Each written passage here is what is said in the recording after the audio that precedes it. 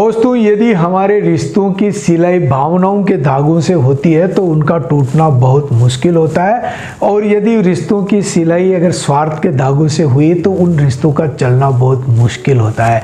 नमस्कार दोस्तों, मैं शिव कुमार व्यासवाणी चैनल में एक बार फिर आपका स्वागत करता हूँ। स्वार्थ के सब ही सगे बिन स्वार्थ को नाई, सेवे पंछी सरस तरु निरस भय उठ जाए। कहा जाता है कि इस दुनिया में सब ही स्वार्थ से बंधे हुए होते हैं, स्वार्थ से जुड़े हुए होते हैं, स्वार्थ के ही सब सगे हैं। बिना स्वार्थ आपका कोई न दोस्त बन सकता, न मित्र बन सकता, न कोई रिश्ता बन सकता है। जिस प्रकार पंछी जिस पेड़ पर रहते हैं, अगर वो रस देता है तो उस पेड़ पे टिके रहते हैं, और जैसे वे पेड़ निरस हो जाता है, निष्फल हो जाता है, पंछी उस पेड़ को छोड़ के चले जाते हैं। दोस्तों, ये बात भी सत्य है कि हम कहीं ना कहीं अपने स्वार्थ के वशीभूत होते हैं, स्वार्थ से जुड़े होते हैं, और स्वार्थ से ही हम अपना जीवन यापन कर रहे होते हैं, और स्वार्थी होना बहुत जरूरी भी होता है। लेकिन यदि हमारा स्वार्थ ज़्यादा हावी हो जाता है तो वो हमारे लिए बहुत नुकसानदायक हो जाता है। जीवन में हमें कई अवसर ऐसे मिलते हैं जहाँ हम अपने छोटे स्वार्थ के कारण बहुत बड़ा लाभ खो देते हैं। कहा जाता है कि मीठा फल देने वाले पेड़ की जड़ों को कभी नहीं खाना चाहिए। और हमने ये कहानी भी सुनी सोने के अंडे देने वाली मुर्गी की, कि ज्यादा लालच के कारण वो उस मुर्गी को ही मार देता है। दोस्तों, जब हम अपने व्यक्तिगत स्वार्थ को त्याग देते हैं, वहीं से इंसानियत की शुरुआत होती है। इसलिए जीवन में छोटी सोच को और स्वार्थ को त्याग देना चाहिए। एक बार एक बूढ़ा आदमी दूसरे गांव जा रहा था। उसके पास 3 गठरियां थी और काफी भारी थी। वह उसे उठा के ले जा नहीं पा रहा था, तो पास में एक नवयुवक निकला। तो उसने आवाज लगाई कि हे नवयुवक, क्या तुम मेरी मदद करोगे? मेरी ये गठरियां हैं, दूसरे गांव तक पहुंचा दोगे तो मैं तुम्हें 2 स्वर्ण मुद्राएं दूंगा। नवयुवक ने सोचा, ठीक है, मैं भी उस गांव जा रहा हूं, अगर इसका वजन ले लेता हूं तो 2 स्वर्ण मुद्राएं मुझे भी मिल जाएगी। तो उस नवयुवक ने एक गठरी को उठा लिया। उसने चलते हुए उस वृद्ध से पूछा कि इन गठरी में है क्या?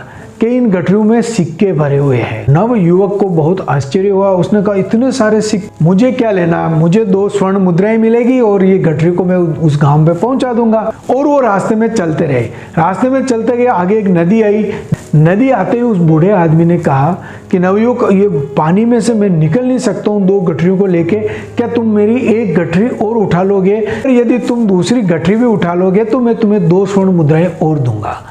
तो उस नवयुवक ने कहा, ठीक है, मैं दूसरी गठरी भी ले लेता हूँ। तो उस नवयुवक ने दूसरी गठरी भी ले ली और चलते हुए पूछा कि इस गठरी में क्या है? कि इसमें चांदी के सिक्के हैं।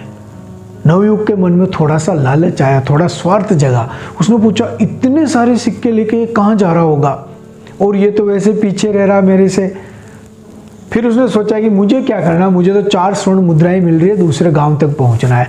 जैसे तैसे करके नदी पार की और वो बातें करते हुए चलते रहे। आगे एक पहाड़ी आई। पहाड़ी को देख के वो बूढ़े आदमी ने वापस उस युवक को प्रस्ताव दिया कि पहाड़ी पे मैं चढ़ नहीं पाऊंगा, मेरी इतनी हिम्मत नहीं है, क्या तुम मेरी तीसरी गठरी भी उठा लोगे?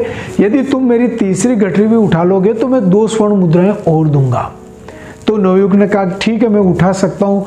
तो उसने तीसरी गठरी अपने सिर पे ले ली, दोनों गठरी अपने हाथों में लेके और आगे चलने लगा।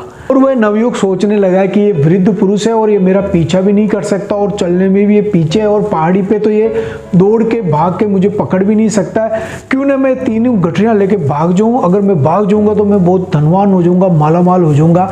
ये विचार आते ही उस नवयुवक ने अपनी गति को तेज कर दिया और तेज गति से वो पहाड़ी पर चढ़ने लगा। और जैसे पहाड़ी के उधर पहुंचा, देखा वृद्ध पुरुष बहुत पीछे रह गया। वह ढलान से तेजी से भागते नीचे उतरा और एक तरफ चला गया। उससे लगा कि अब ये वृद्ध पुरुष मेरा पीछा नहीं कर सकता, मुझे नहीं पकड़ सकता। कोने में जाके उसने गठरियां खोली और गठरियों को खोलते वो आश्चर्यचकित रह गया। उसमें मिट्टी के सिक्के बने हुए थे।